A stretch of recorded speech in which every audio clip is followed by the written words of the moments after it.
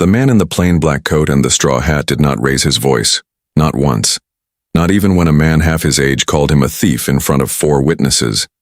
He stood in the mayor's outer office at 11 at night, a mop bucket cooling beside him, an envelope resting light as a leaf in his calloused hand, and he said nothing at all. Within the half hour, the men who had called him a thief would not have a single word left to say to him.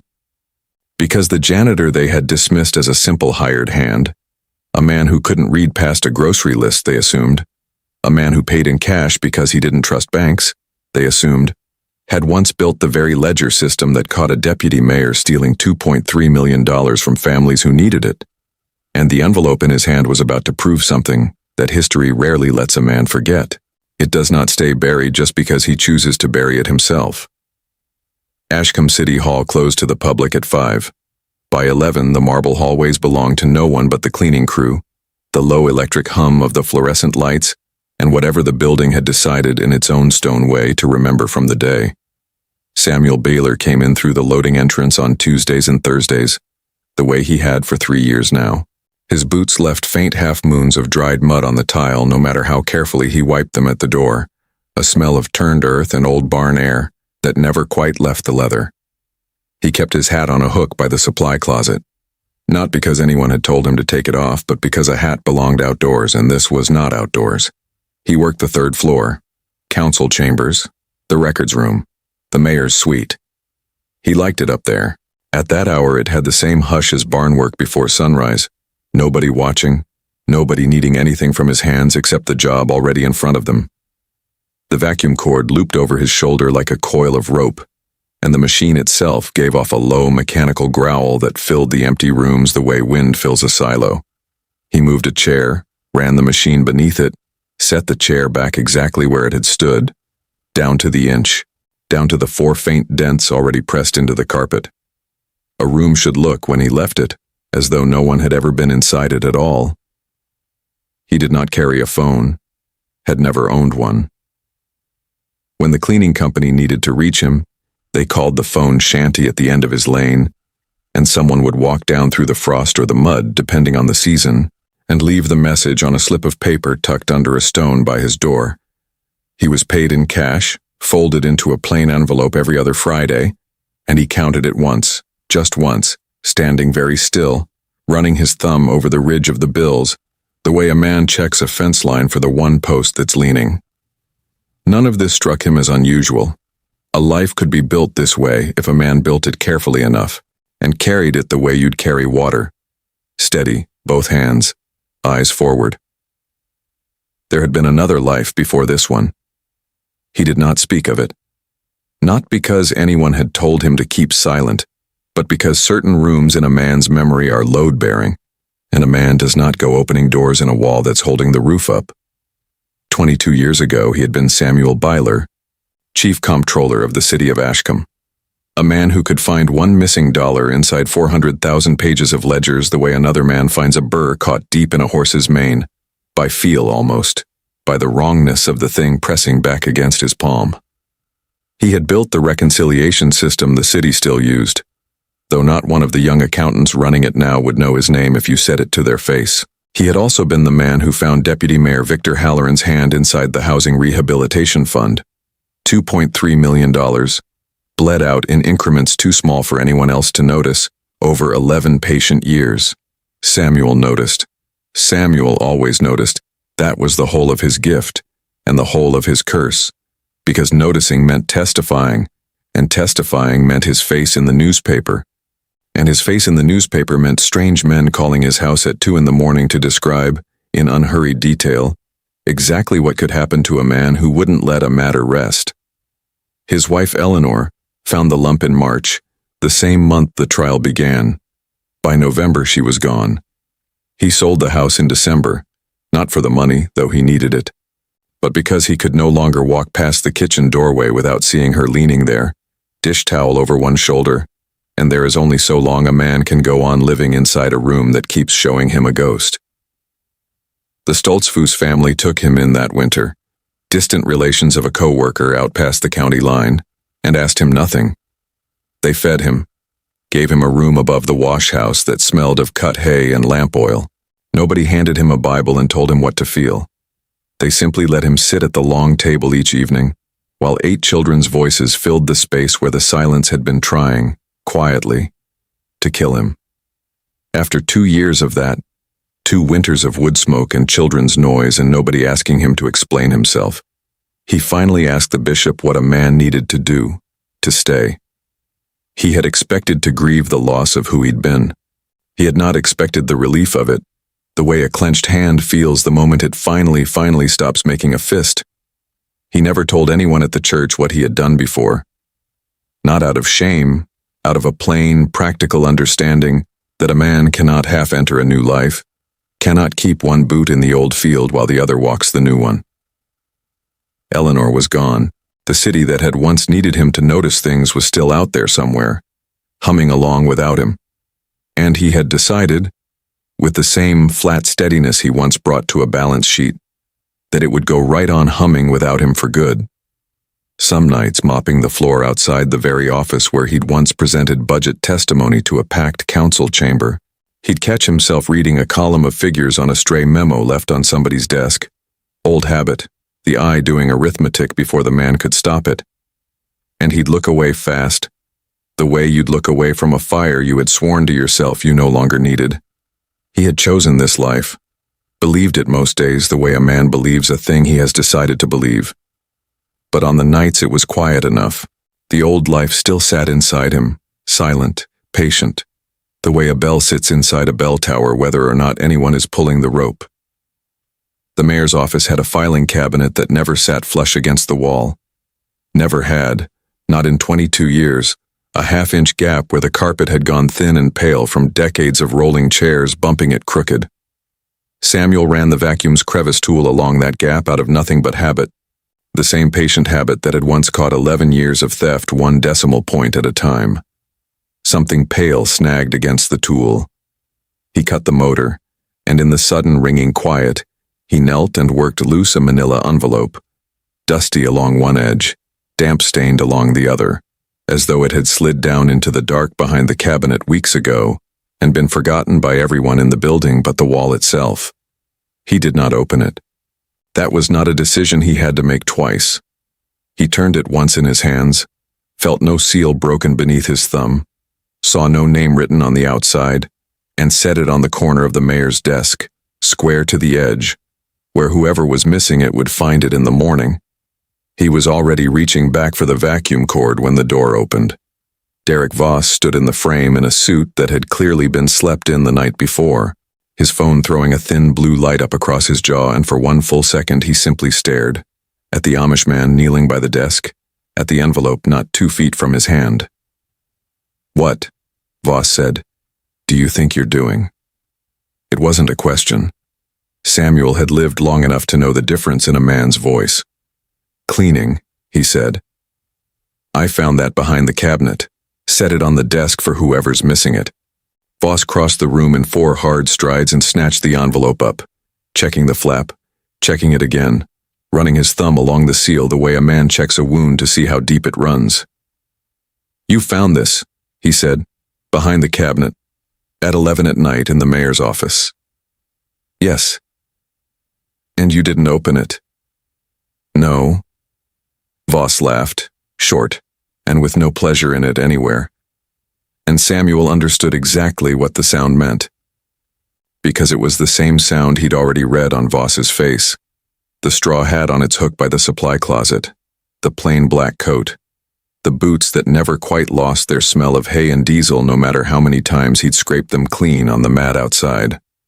Voss looked at all of it the way a man looks at a shape from a distance and calls it settled, long before he's close enough to see it clearly. "Sir, please step back from the desk." Voss said it loud, loud enough to carry down the hall, loud enough that Angela Cruz, the night receptionist, appeared in the doorway still holding her coffee, steam curling off the top of it, and behind her, drawn by a voice raised at an hour when no voice was ever raised in this building, came Ray Pulowski, the security guard. "I wasn't near the desk," Samuel said quietly. "I set it down and stepped back before you came in. Oh, you'll forgive me if I don't take the word of a man who doesn't even carry a driver's license to check." Voss's eyes flicked over the coat, the boots, the bare wrist with no watch on it. You people don't even carry ID half the time. How am I supposed to know who I'm even talking to right now? He said, "You people." The way certain men say it, not shouted, not sneered, just laid down flat and certain, a fact he assumed the room would simply agree with. Samuel had heard the phrase before in other doorways from other mouths. It never got easier to stand still inside it. He stood still inside it anyway. "My name is Samuel Byler," he said. "I've worked in this building 3 years. You can ask the supervisor." "I'm asking you," Voss said, "why an envelope from the mayor's personal files ended up in your hand at 11 o'clock at night. And I'm not loving the answer I'm getting, which is basically, I found it, trust me." "Derek," Angela's voice, low, uncertain. "He's been cleaning this floor since I started here. He's never—" "Angela, call downstairs. Get me building security's log for tonight." Voss didn't look at her when he said it. "Ray, I want you standing right there until I figure out what we're doing about this." Ray Pulowski shifted his weight and glanced at Samuel. The mop bucket, the vacuum still coiled over one shoulder, the hat hanging empty on its hook 20 feet away, a hat Samuel hadn't thought to reach for because reaching for it now would look to a certain kind of man like trying to leave. Ray didn't move to restrain anyone. He didn't tell Voss to stop either. Some silences are their own kind of witness. "Take off the hat next time."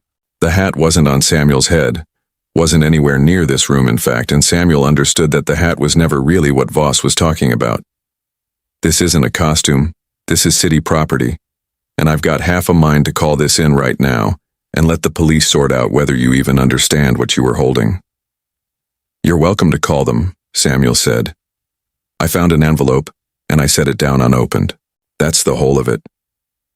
"That's the whole of it," Voss repeated, and something almost delighted moved through his disbelief. The particular pleasure of a man who has already decided he's right, and is only now gathering the proof to show everyone else. "You know what's in this envelope?" "No." "Then how do you know it's nothing?" Samuel didn't answer that one. There was no answer in it that Voss actually wanted to hear. He simply stood, hands loose at his sides, the vacuum cord looped over one shoulder like some strange kind of yoke, and waited the way he'd learned, a long time ago, to wait. The way water waits at the bottom of a hill. No urgency in it at all, because it already knows exactly where it's going to end up. It was 20 past 11 when Mayor Robert Dunleavy came off the elevator, coat thrown on over pajama pants, hair uncombed, still blinking against the hallway lights. Voss had called him at home and used the words breach and personal files and some guy, a sentence that didn't, strictly speaking, require the mayor's presence at all, though Voss must have felt, somewhere underneath the panic, that it required an audience for how well he was handling it. What is going on? It wasn't really a question either. It was the kind men ask when they're still deciding which side of a room to stand on. Found your night janitor going through the file cabinet. Voss held up the envelope like evidence already logged and sealed. This was in his hand. It was not in my hand, Samuel said evenly. It was on the desk. I found it fallen behind the cabinet and set it there for whoever was missing it. Dunleavy looked at the envelope, looked at the gap behind the cabinet, that half-inch of shadow that had swallowed things before, a pen, an earring belonging to an aide 3 administrations back, apparently now this. And then finally, he looked at the man himself, standing very still in a plain black coat, a hat sitting empty on a hook clear across the room, hands that had clearly done field work long before they'd ever touched a mop. "What's your name?" "Samuel Byler." Something in the mayor's face didn't so much change as empty out, the way a room empties when the last person leaves it and takes the sound of the place with them. "Say that again." "Samuel Byler."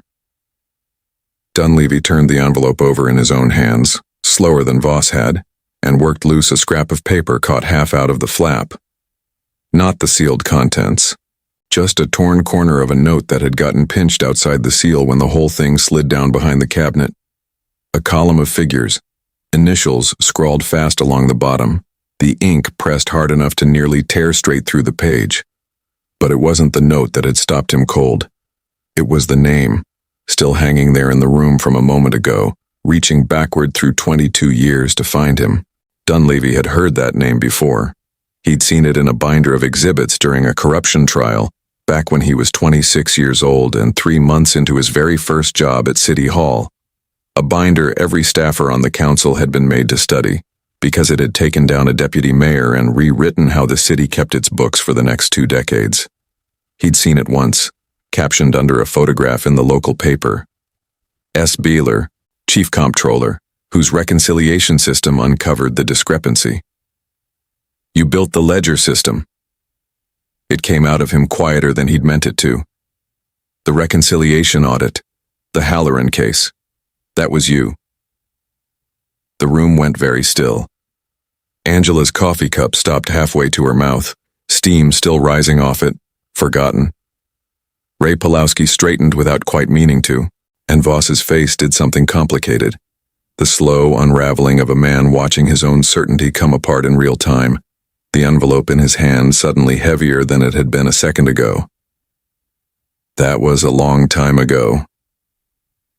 No triumph in Samuel's voice. None at all, just the plain fact of a man confirming a plain fact. I don't do that work anymore. You... Voss started, stopped, started again. You knew about that. You knew who he... I didn't know anything, Dunleavy said, not unkindly, though not gently either. I recognized a name from an exhibit I had to memorize as a staffer. You want to tell me again what you were planning to do with the police, Derek? Voss didn't answer.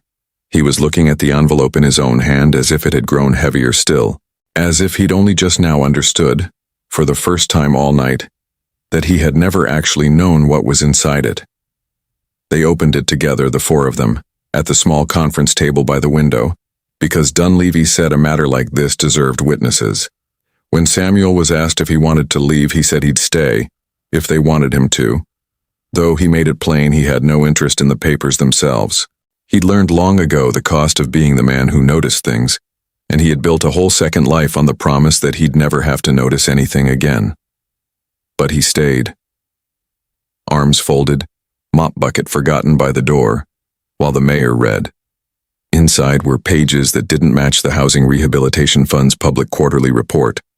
A shortfall dressed up in careful language, spread thin across 3 separate line items so that no single number looked wrong, only the sum of them, and only if a man went looking, which almost no one ever did, because almost no one alive looked at a city's books the way Samuel Byler once had, letter by letter, decimal by decimal, the way you'd walk a fence line looking for the one post already leaning, long before the whole thing comes down in a storm.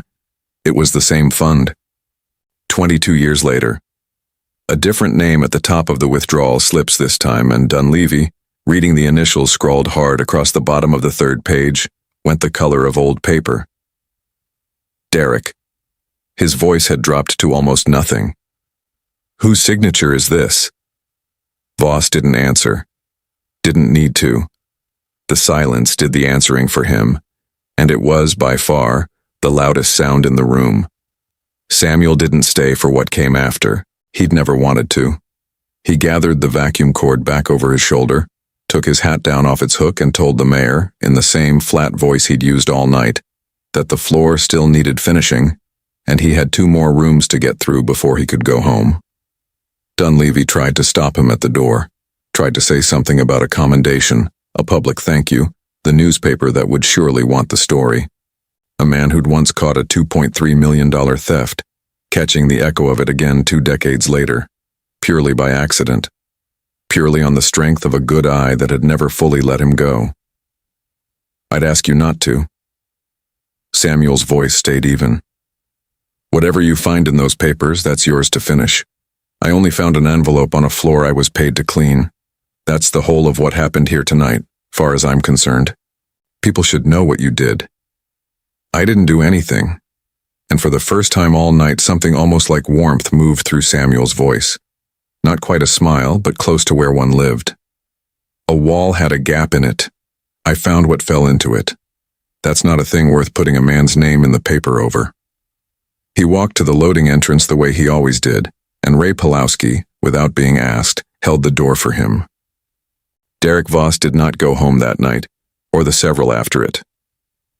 2 weeks later, the paper ran a small item, no name attached to the janitor, at his own quiet insistence, only a member of the overnight custodial staff, about the discovery that led to a former chief of staff's indictment on embezzlement charges, tied to the very same housing fund a corruption case had exposed a generation before. The story ran 8 paragraphs. Samuel read none of them. He didn't buy the paper. He never had. His nephew drove him home that night since the last bus had long since gone, and they rode in the kind of silence that never needed filling, just the truck heater ticking as it cooled, the windows fogged soft at the edges. When they turned onto the gravel lane, the porch light was burning at the main house the way it always did when someone in the family was up past their hour, and Samuel caught the smell of wood smoke from the stove before he was even fully out of the truck. Underneath the engine's tick, he could hear a horse shifting its weight in the barn, settling its bones down for the night. He stood a moment in the yard before going in. Overhead, the sky held that particular black-blue clarity it only wears out here, in deep country, with no city light left to soften it. And standing beneath it, as he sometimes did on nights like this one, he found himself thinking of Eleanor. Not with the sharp grief of the early years, with the older, gentler ache of a man remembering a room he used to live in. He did not know, standing there in the cold, whether he'd made the right choice 22 years ago. Suspected he never would know, not with any real certainty. The way a man never can be certain of the one road he didn't take. He knew only this. Both lives still lived inside him. The comptroller and the churchman. The man who'd once found $2.3 million hidden inside careful lies, and the man who mopped floors at night and asked for nothing in return for finding it again. He had not become one and lost the other. He'd simply let one part of himself rest, and tonight, for one single hour, he'd let it wake and do what it was built to do. Before laying it back down to sleep, he went inside. In the morning, there'd be fences to mend and a horse to shoe, and none of it, not one bit of it, would care what he'd once been able to do with a column of numbers. Some men carry the world quietly, for years, long enough that even they forget the weight of it, until, for one ordinary night, the world needs them to remember.